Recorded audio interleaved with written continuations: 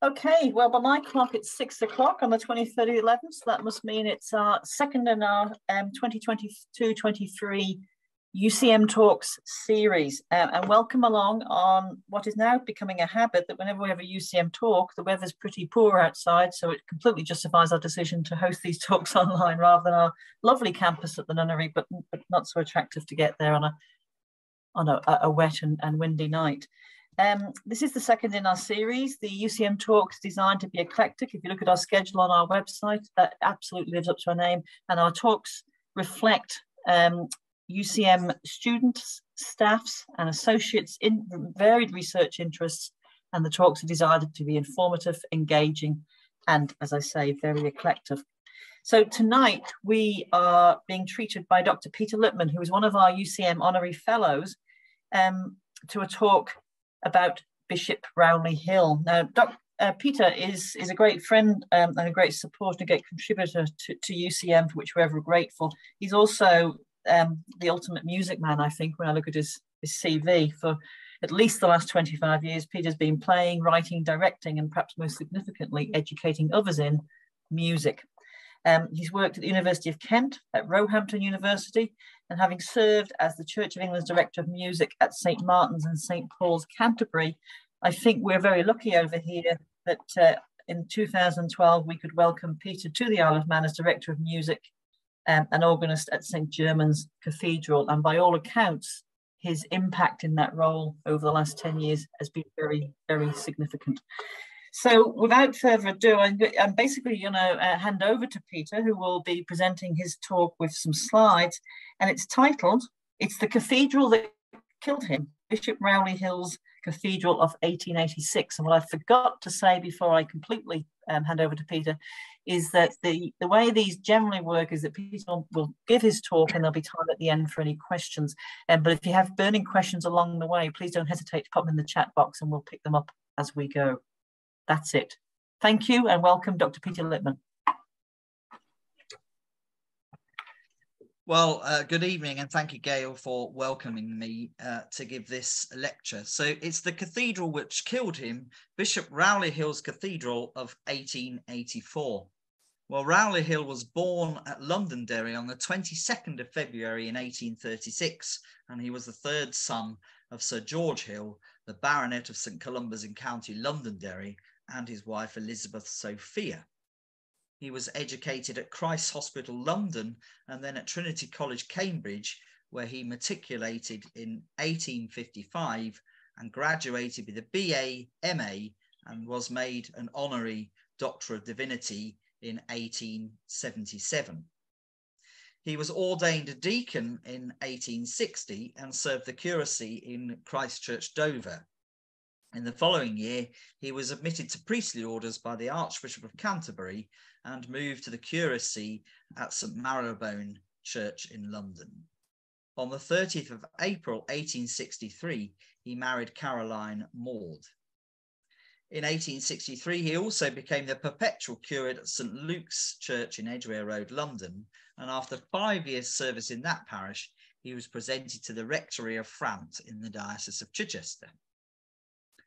In 1871, he exchanged his rectory for the vicarage of St. Michael's, Leicester Square, London.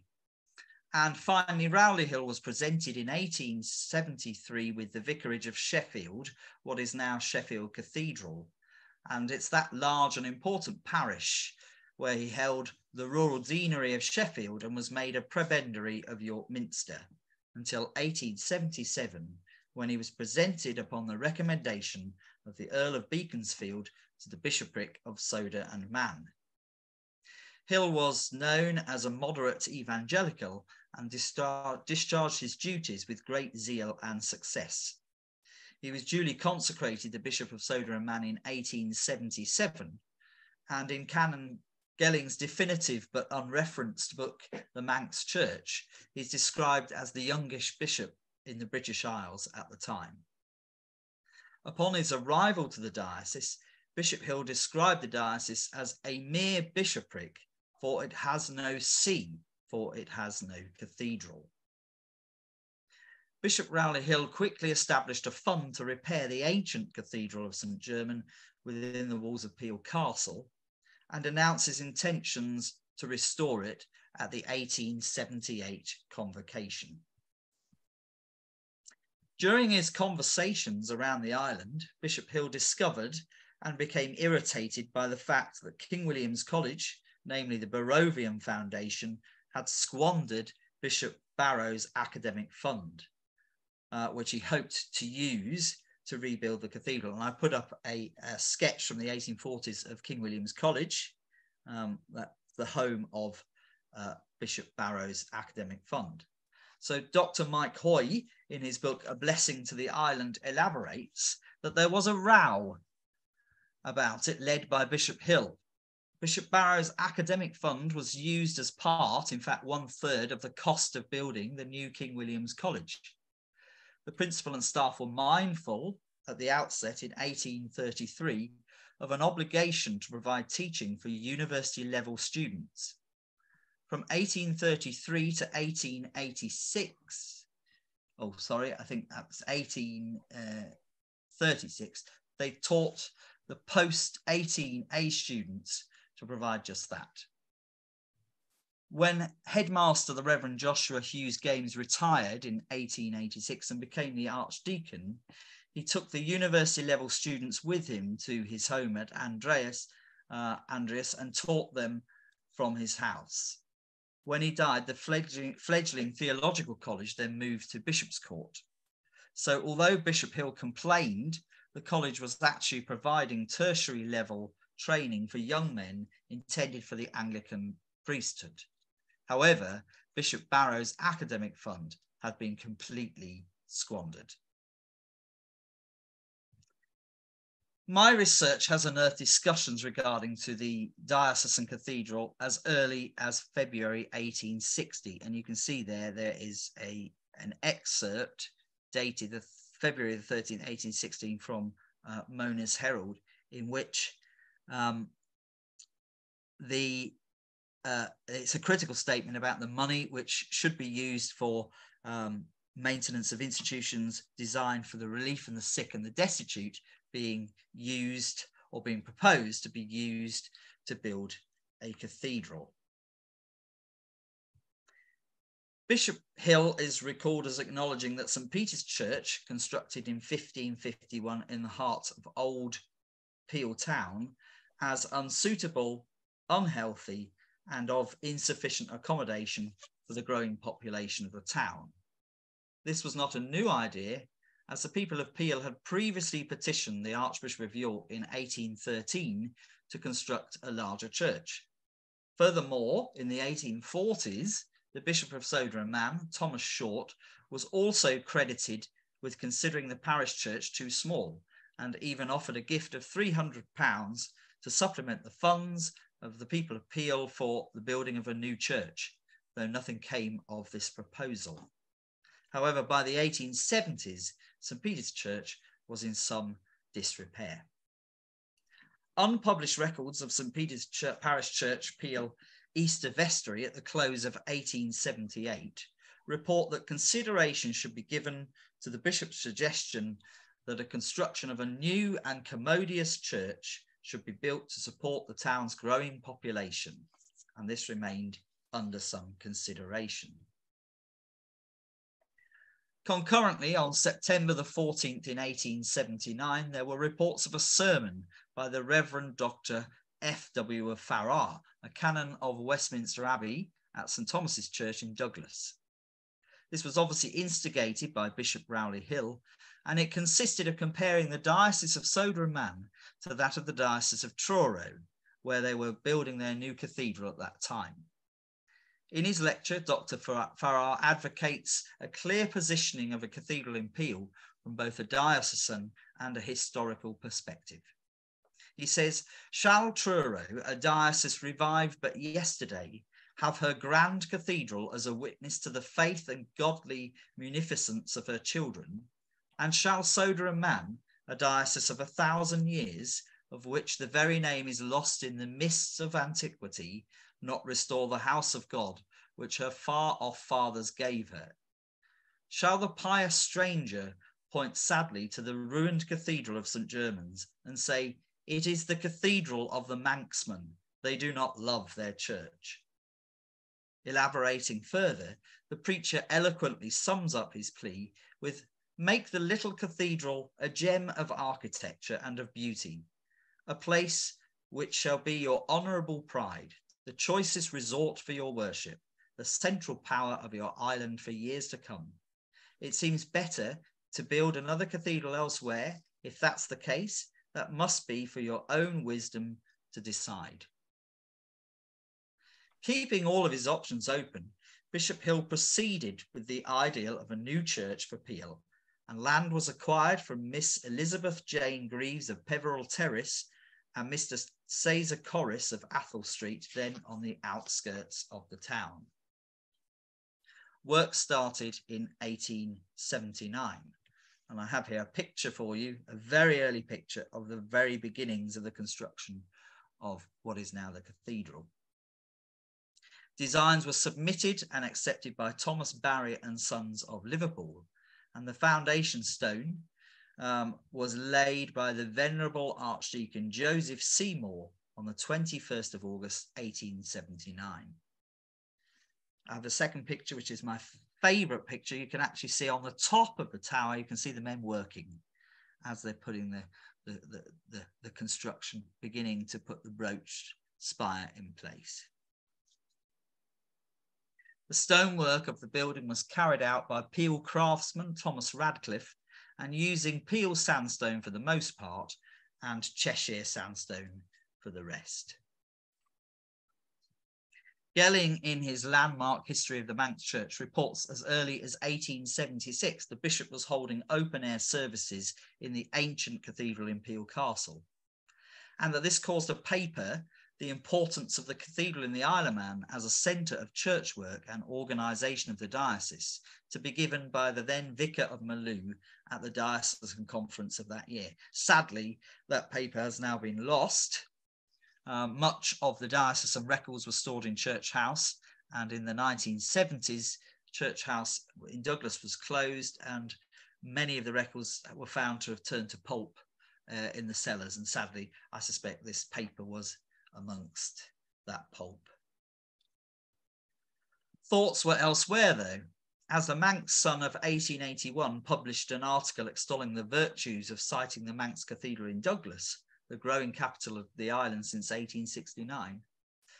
As planning to restore the ancient cathedral had floundered, other churches, such as St Thomas's, shown here, built in 1849, were suggested as the cathedral, and moreover, the possibilities of adapting other churches, for example, St George's Church in Douglas, were explored. However, Mona's Herald in February 1882 is the first to issue reports of a meeting held at the new church, still unconsecrated in Peel, to consider the advisability of making it a cathedral for the diocese. The new church was very near completion stages, and the meeting considered what changes would have to be made to expand and beautify the building so that it might become the diocesan cathedral. The press report is very biased and features comment from the bishop along with the key personalities from Peel town. There was a brief discussion of building extra housing for clergy, residential canons, and suggested expansion of the vicar's vestry to include a hexagonal chapter house.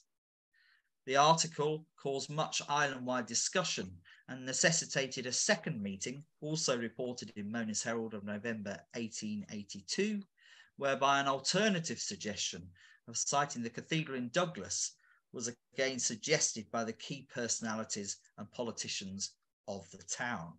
The Douglas versus Peel rivalry, in fact, got quite bitter and blatant in many accounts.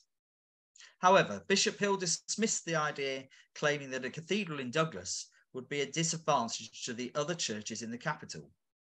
But the Douglas people felt that having the cathedral in Douglas would add desired prestige to a growing centre of finance and island life.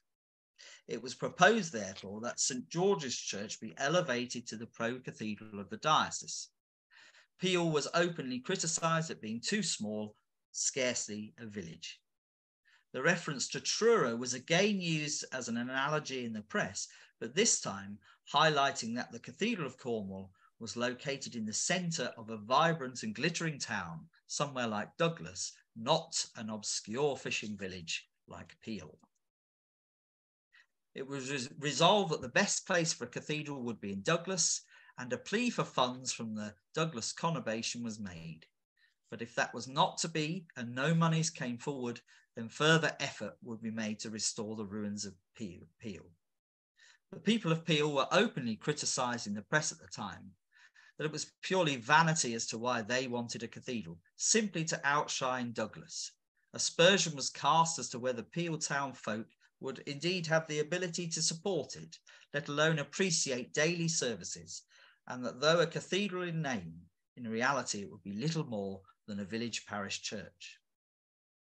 Another avid writer expressed that from a tourism perspective, new arriving tourists and pilgrims would not want to travel the 10 miles to see the island's cathedral, and that it should be within reach of the port of Douglas, the centre of the growing island capital. Other possibilities were aired. Indeed, Manx Times of October 1882 has a letter in which the writer extols the virtues of Braddon Church as the only real place viable for a diocesan cathedral. This was quickly dismissed. Meanwhile, the building of Peel's new church continued apace, and the furnishing of the church became the next issue. It is significant that the bishop held a grand bazaar at Bishop's Court in August 1883 to pay for the furnishings of his new church, including a large organ. The new church was completed in 1884. It stands at 142 feet long, a width of 102 feet across the transepts. The tower stands at 80 feet from the ground and was completed with a broached spire. The tower has a ring of 8 bells. The style of the church is described as English Gothic and is quite distinct from the Manx churches around the island outside of the larger conurbation of Douglas. In the press, it was noted for the superb stained glass, particularly the bishop's windows in the arcades, the Great West window, and Bishop Hill's own Ladder of Jacob window in the south transept. It was opened by the Most Reverend William Thompson, Lord Archbishop of York, on Tuesday the 26th of August 1884. Generally, at that time, and as of today, archbishops consecrate cathedrals. Bishops consecrate parish churches within their own diocese. So I would argue that Bishop Rowley Hill had made a strong statement in asking the Archbishop to open his new church. Peel City Guardian dedicated 2 whole columns to the event, reporting on the great pomp and ceremony in welcoming the new Archbishop, welcoming the Archbishop of Peel to the island. Peel Castle ramparts flew with banners and flags, the streets were lined, and the Isle of Man Railway even ran special trains from across the island on the day. The Peel Garden reports how the Archbishop, the Most Reverend William Thompson, was conveyed by the church at around 10:30 a.m. and was met by a deputation of Peel Town Commissioners and the High Bailiff of Peel, whose address included, "We look forward with confidence to the time that this noble structure may become the cathedral of the diocese and stand for future years as a lasting testimony to the devotion and energy of Bishop Rowley Hill." The morning service contained popular hymns, including "Christ is our cornerstone" and "The Church is one foundation." A Te Deum was sung to a chant by S.S. Wesley, and it included Psalm 22 to a chant by Dr. Elvey, Psalm 132 to a chant by Dr. Randall. The choir sang a Kyrie, Nicene Creed, Sanctus, and Gloria in Excelsis, set to music by the famous Liverpool organist W.T. Best. The anthem was a setting of the psalm, "How Lovely Are Thy Dwellings," composed to music by the then contemporary composer Sir Joseph Barnby. In his sermon at the opening service, Archbishop Thompson is recorded as commending the work of Bishop Hill in the construction and furnishing of what was possibly the future cathedral of the diocese, and that he hoped that it would be accompanied with a great outpouring of spirit. There was also a special choral evensong on the same day, which included settings of the Magnificat and Nunc Dimittis, as well as 3 sung psalms.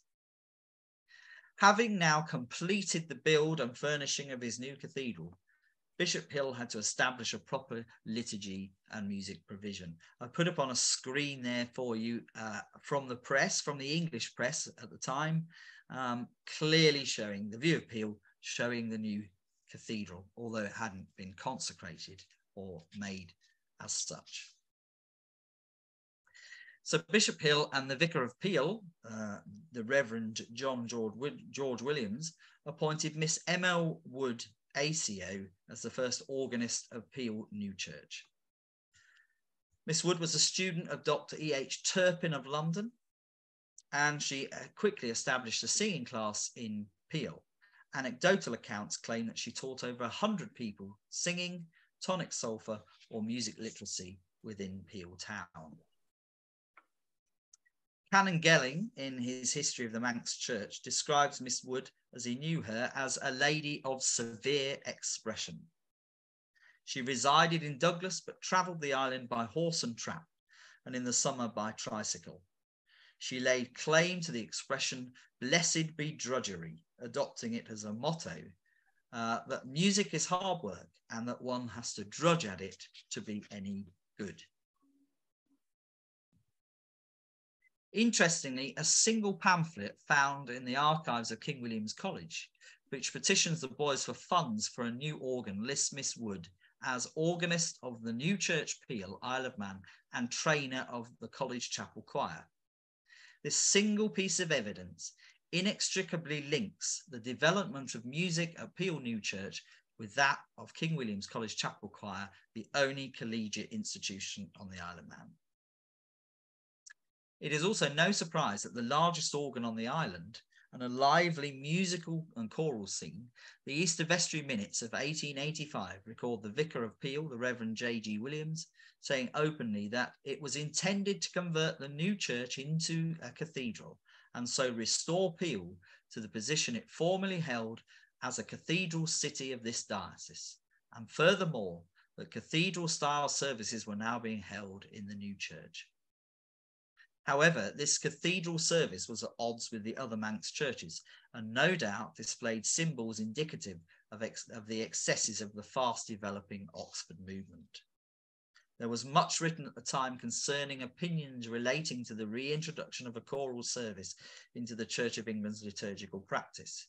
Specifically, this was aimed at finally removing the West Gallery tradition and reintroducing a more Roman Catholic sense of ritual to the congregations. Bishop Hill, as a diocesan bishop, would have received much literature and articles expounding the thoughts of the developing trends, and more specifically the opinion that a choral service was the highest and most perfect that could be offered by the church and its most ancient form of worship. Consequent to the building of the new church, the liturgy in Peel was notched up a bit. Things moved slowly. And once the congregation relocated to the new church from the old marketplace St. Peter's Church, the same sentiment was repeated in the Manx Sun in October 1885, with the publishing of the following letter describing the liturgy in Peel New Church. "You know, we don't like popery or anything that appertains to popery. First, we have a surpliced choir, as if they could sing better with a white garment over them. Secondly, we have the Lord's Prayer, Creed and Psalms sung in monotones, if the Lord would be more readily to hear us when the congregation is half crying. Thirdly, the general thanksgiving, which was so heartily said by the congregation, is now altogether omitted. The organ is indeed a fine and sweet instrument, but the singing, generally with one exception, is very indistinct and lacks energy. The people do not like popery or ritualism." Despite this, the music of Peel seemed to be plugged into the bigger picture. For example, the first 9 lessons and carols was established at Truro Cathedral in 1880, but by 1885 it had become a permanent fixture at Peel too. Music lists of the time show quite a different musical diet at Peel from the other island churches and even from King William's College, with fully choral settings of the Eucharist and canticles at evensong being fully sung, not simply said. It is probable that the afternoon canticles were sung to Anglican chant and very occasionally through composed settings. This is consistent with the wider research undertaken by Nicholas Tembleby in his book, The Music of the English Parish Church. As a result of these developments, by November 1885, Mona's Herald reports of Peel's attitude to a new cathedral and the general apathy in the Douglas campaign. It is said on all hands that the prospect of obtaining a cathedral for Peel is brightening every day, that the Lord Lieutenant Governor is in favour of it, the Lord Bishop is heartily in favour of it, and that the High Bailiff of Peel is prepared to work most industrially in order to obtain a cathedral for the city in which he holds such an important position. There does not appear to be any opposition to the scheme. Douglas does not seem interested in the matter. Castletown, the ancient capital of man, is apparently content with her receptacle for people who have transgressed against the laws of the country, and Ramsey is girding on her armour and sharpening her weapons with a view to commercial achievements. So Peel remains undisturbed as far as her claim to a cathedral is concerned. Most of the island personalities made significant comment on whether they thought the new church appropriate to become the cathedral. However, Bishop Hill kept his cards close until the unveiling of the great window in the south transept, which he is reported to have said the following. So I put on the screen there a picture of that window. At the unveiling, Bishop Hill said, "I am afraid that many would go away with the idea that in starting to build this church, it was my intention to make it the cathedral. That is not my intention. When I first came here, I found that it was not a see. It is a bishopric, I grant, a diocese, I grant, but for want of a cathedral, it is not a see. My first idea was that the old cathedral should be restored, but I soon found that that idea was not advisable. It was then suggested to have a cathedral in Douglas. I entered at once onto that scheme. I went to Douglas and tried to enlist the sympathies of the people of the largest town on the island, but I failed completely when they understood that they would have to find the money. The church then approaching completion was represented to me by the people of Peel that it would be a suitable church for the cathedral. Now the church is complete. I think it is suitable for the purpose that Peel people have proposed, but it will require money. There is money wanted to pay off a large debt on the structure and a large sum of money to endow the chapter. In terms of legislation, it seemed appropriate that the hallowing of the new cathedral coincided with Queen Victoria's Jubilee of 1887, and an appeal was launched for extra funds needed. Signatories included the Archbishop of York, 7 English bishops, an earl, a viscount, 2 lords, as well as the Archdeacon and rural deans of Castletown and Ramsey. The Douglas Deanery again objected, saying that if nowhere could be found in Douglas to site a cathedral, the chapel at Bishop's Court should be raised to pro-cathedral status, as the former Bishop Horatio Powers had always intended it to be. The Isle of Man Examiner of April 1887 records a bill being read before Tynwald Legislative Council to make provision for a cathedral in the Diocese of Man and for a new church for the parish of German.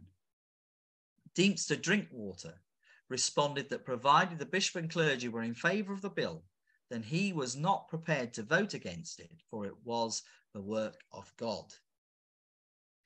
Bishop Hill, speaking to the Legco, reported that more than half the island clergy were in favour of the proposal, but a political storm was brewing.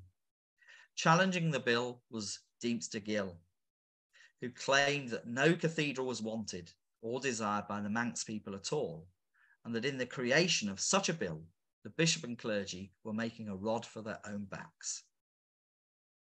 Vitriolic in his argument, Deemster Gill thought that a cathedral in Peel would do more harm than good, and he is reported saying it would do harm because it would be merely playing at being a cathedral. It would lack all the dignity and grace which characterise cathedrals on the other side of the water, and in a little place of this kind, with the small appliances they would have here, it would be a miserable parody of a cathedral. The Isle of Man Times of 1887 chronicles Bishop Hill begging for a cathedral as a child does for a toy. Bishop Hill was recorded in the court of Tynwald as shouting, "I want one. I am the only bishop in the church who has not got one." The then serving archdeacon was also openly criticising the press too as behaving like an old-fashioned parson and clerk style, echoing the bishop's statements. One of his comments, "A quieter place and more exclusively inhabited by those connected with the diocese and not disturbed by the influx of so many visitors as Douglas. For these kindred reasons, Peel may be possibly, as far as the diocese is concerned, a better place for the cathedral." Amazingly, the motion passed through 2 readings of the bill. The cathedral bill also made provision for a dean, the bishop, an archdeacon, 6 canons, 4 to be stipendiary or salaried posts, and 2 purely honorary in the staff of the newly proposed cathedral. So all was going swimmingly until Bishop Hill's sudden death in late May 1887, which caused the bill to be abandoned before its final crucial reading in Tynwald. The death of the founding father of the new cathedral also put Peel Church into significant and seemingly irreversible financial difficulties, with debts related to the original build. Such was the treatment that Bishop Rowley Hill received. Reports soon circulated of the bishop's death, and it was the cathedral bill which had killed him. Hill had obviously been unprepared for the strength of political opposition from the Ledge Co. And Peel City Guardian, reporting on the death of the Lord Bishop, said, "For the time being, the opposition thus presented to the measure and then before the council was unfortunately too successful. And it is an open secret that our diocesan bishop left the island grieving not a little over the treatment of his proposals had received." Hill's successor, Bishop John Bardsley, was enthroned as bishop in September 1887. Bardsley evidently saw Douglas as a centre of Manx life and is reported as saying that a new cathedral would be too expensive and a luxury for the diocese. He admitted that if a cathedral was at all needed, in his opinion, Kirkbraden would be the most suitable church. The crippling debt on Peel New Church at the time of Bishop Hill's death was around £1,900, and it was decided by the Lieutenant Governor, Spencer Walpole, that the debt of the must be written off as a fitting tribute to the late Bishop Hill's memory. The cathedral question in the press continued to bubble under the surface, and visiting clergy, notably the Dean of Manchester, continued to preach and offer support that the proposed cathedral be in Peel. The future of the small diocese was also questioned, and whether it should be annexed to either Liverpool or Carlisle dioceses, but nothing came of these debates. Bishop Bardsley Hill was translated to Carlisle, and this neatly removed the cathedral problem from him.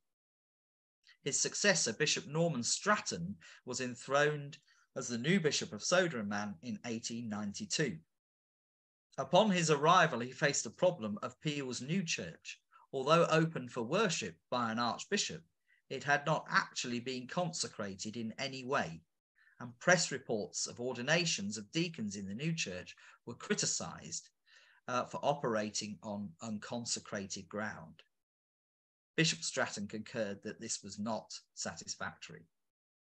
At a vestry meeting in October 1892, Bishop Stratton suggested that the new church in Peel be consecrated as the parish church of German, the old Peel church now being closed as it was deemed insanitary. So in 1893, Convocation moved legislature that the new church in Peel was to be consecrated as the parish church of German, a parish church among equals.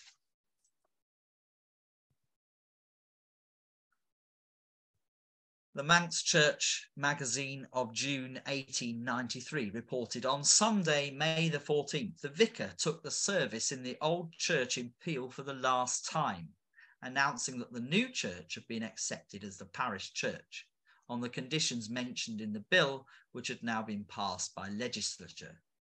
and with the cordial approval of the town wardens, the time had fully come for the closing of the old St. Peter's Church, at the same time earnestly inviting the very few persons who from time to time attended the old church to attend the new church and add to the strength of its congregation and the heartiness of its worship.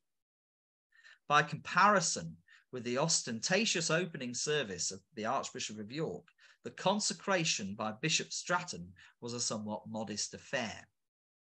Musically, the service opened with the same "Christ is our cornerstone," but it included sung psalms and an anthem, "Hear the Voice and Prayer" by Dr. J.L. Hopkins. The Te Deum was also sung. However, in the service order, the reference to altar had been removed and had been replaced with the Lord's table, with Bishop Stratton leading prayers from the north side of the table, as prescribed in the 1662 Book of Common Prayer. The Manx Church magazine reported on Thursday, the 5th of October, the consecration of the new church of Peel as the parish church of German marked the final step of a movement which was begun by Bishop Hill more than 10 years ago. 9 years since the church was opened for divine service by Archbishop Thompson, and Bishop Hill, at the time of his death, was anxious to secure the recognition of the building as the cathedral for the diocese. After his death, however, matters were allowed to remain for some time as they were, until during the present year an act was passed, making the church the parish church of Peel and for the wider parish of German. 1893 also marked the resignation of Miss M.L. Wood as the organist, signifying a downturn in terms of liturgy and music.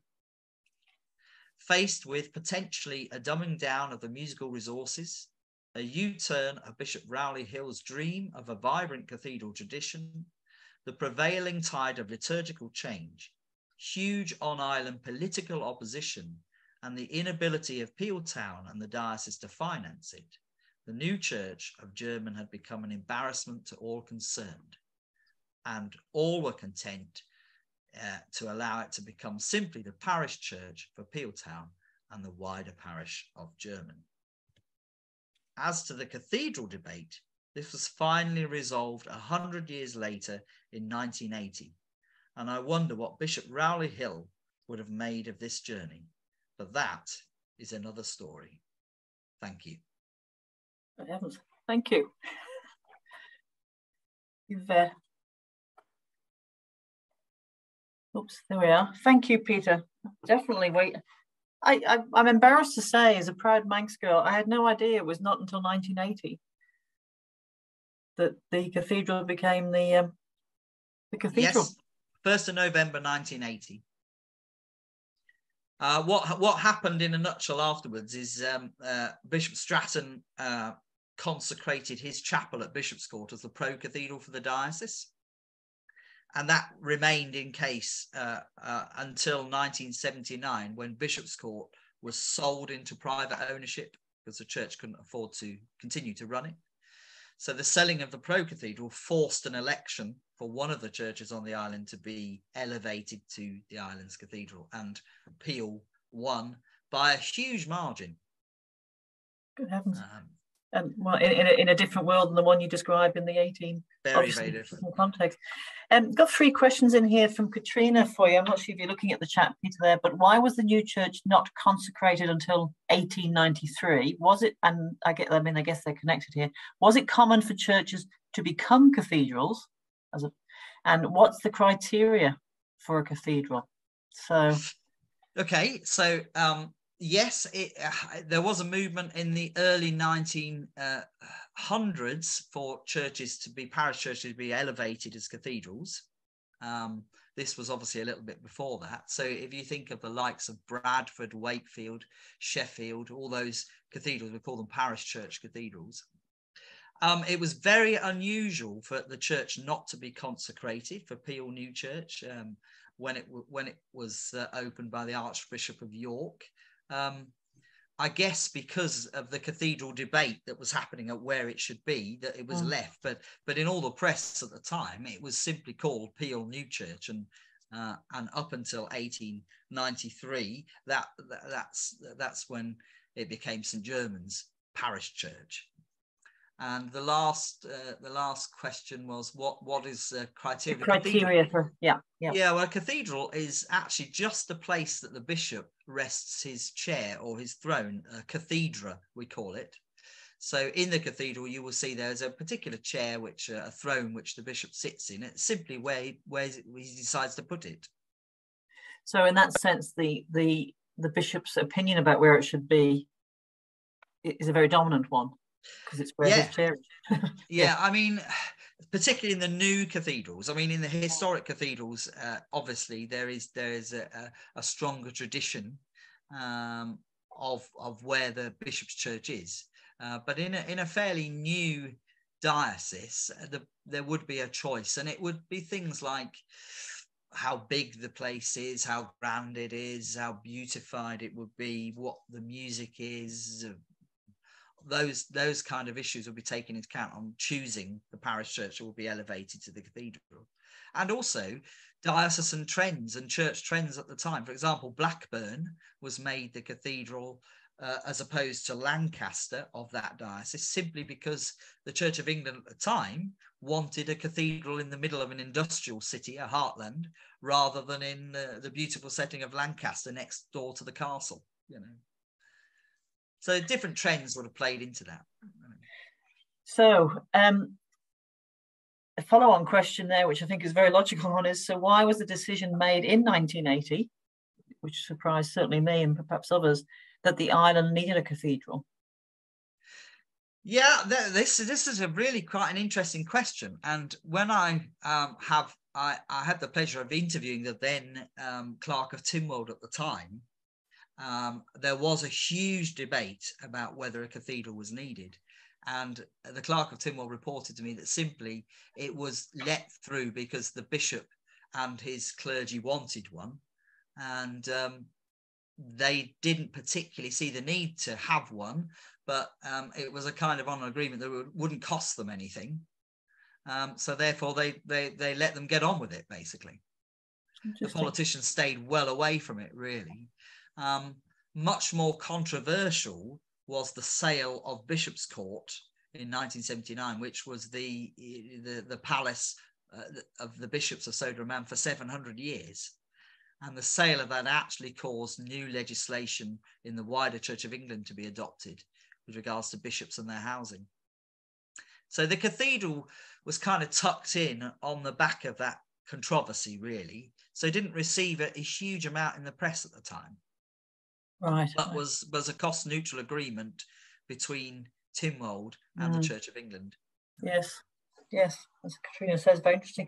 I have to say, I had no idea the shenanigans that you've described over the whole story of this church is quite extraordinary. And at the risk of inaccurately drawing an analogy for the incredible controversy around Qatar receiving the World Cup, which is going on at the moment, it's almost like is there a mini version of that clearly back in the 1880s, the designation of the cathedral was an incredibly intense discussion and sort of brought out all sorts of rivalries and bit of nastiness, really.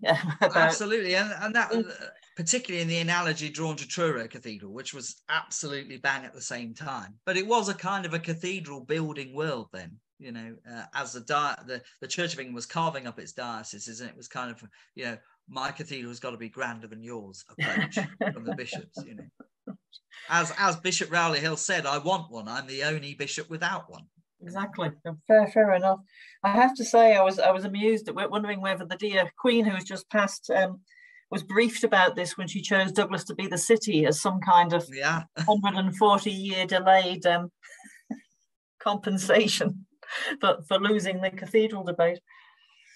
Well, in fact, no, it was 1980, so it was actually more recent than that. I correct myself. Yes. So anyway, I don't think we've got any more questions from the floor. Again, whilst anyone's thinking of those, I love the part about the King William's College squandering Bishop Burroughs' academic thing. I mean, that really is skullduggery. Do you think the whole thing with the organ and the organist somehow healed that wound? or is there a little bit of Possibly, if we talked yeah. about it too loudly, it would all come, you know, It's a very tentative link between the cathedral and King William's College, and it happens again later on, post 1980, where various directors of music at the college were made directors of music at the cathedral, and it lasted for a small period of the sort of the early 1990s. There were 3 directors of music that served both capacities, but that scheme was then later abandoned as well, presumably for practicality arrangements, you know, between Castertown and Peel. But I've since developed a bit more of a bond with the college, but that one bit of paper that I talk about is that kind of inextricable link between us and them, and that kind of, the older cathedrals in the Church of England have that kind of academic collegiate background, and it's very easy to think, oh well, this was built in the Victorian period, that didn't exist. Well, actually it did, in a much later form, in a smaller form, but it was there. It may not have been transparent as being there, but it was certainly there in the background. And we've got a couple of questions from Margaret, Peter, for you. After Miss Woods, who we've just been sort of talking about retirement, the musical tradition became more low church. When did the music return to its liturgical excellence? Well, I would say that's a hard one for me to answer. I would say, I think 1980, there was a move towards a reconsideration of how the music for a cathedral should be. I think with the appointment of a new dean, that made a big difference in 2012. Really, it's with this current dean that it's changed from being a kind of a cathedral 6 times a year to a kind of more permanent cathedral, along the lines of a provincial cathedral in the Church of England. And I think that has been the catalyst that has kind of developed the liturgy and developed the music. I don't think we're there yet where we want to be, but we're certainly working towards that in a big way.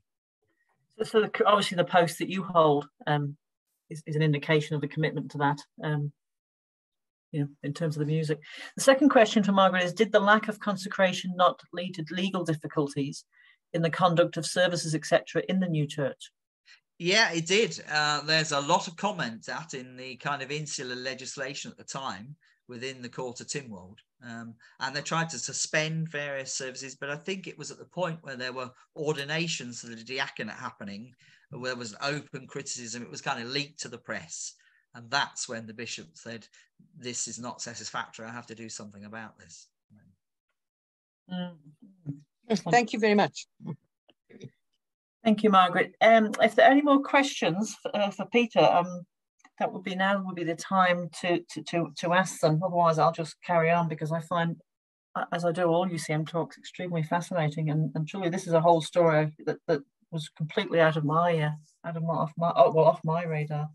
I will just put up another slide, which I've forgotten, which is there. So that actually tells you the lecture is based on chapter 1 of my doctoral thesis. That's the full thesis. And you can, if you want to read more, it's in the Manx Museum, in the deposit, and there's a reference for it there. It's quite controversial, particularly the 1980 period. And obviously there are a lot of characters and clergy still alive at the time that were dealing with this, you know. But it's an interesting read. Yes. And I assume the debt was, when there was a call for the debt, which was on the new church at the end of its construction, to be sort of written off. I presume that happened, and I don't know who. Yes, that happened. Yeah. And was that up to all the contractors and the builders and the? I think so. I think it was. It was called off, and it was. There's no evidence that it was paid, but it's certainly a recommendation of the governor at the time. It's called off as an act of remembrance for the work of Bishop Hill, really, and what he'd achieved. And I think the island generally accepted that. Right, and no attempt was made to sue King William's College for the not that I'm aware of, squandering. No, okay. Very good. Well, look, if there are no more questions, I think we'll draw the lecture to the close. And like I say, typical of every UCM talk, whatever the topic, when you get someone who knows their stuff and brings such engagement with it as we've had in this case with Peter, it just makes any topic, even one that you've perhaps never thought of, really, really interesting. So I really want to thank Peter for his time in putting tonight's lecture together, and for, I don't know about anyone else here, but certainly whetting an appetite for understanding and becoming more familiar with the story of the Isle of Man's Cathedral. We do record all of these, and I probably should have said that at the beginning, but no one said anything offensive, so we're okay. But we do record these. They're edited and bookended and available on the new UCM website in the next probably week or so. So if you want to listen again or revisit, remind yourself of Peter's talk, or indeed if you want to share that with anyone who's unable to be here, it's a permanent record, and it's an open source and available to all. Our next talk, we're not having one in December. The next talk is the 18th of January, a bit of a change of pace. This is from, and also from a UCM honorary fellow, Dr. Rachel Glover. And the title of that talk is, "What has DNA testing ever done for me?" So that I'm sure will prove to be another excellent talk. So that's the 18th of the 1st. All the talks and the dates, etc., are on the UCM website, which is where the recordings of the talks that we've had for the last couple of years also are. Very good evening to you all. Huge big thank you to Dr. Peter Litman, and hopefully we'll see you all again at the next UCM talks. Have a good night.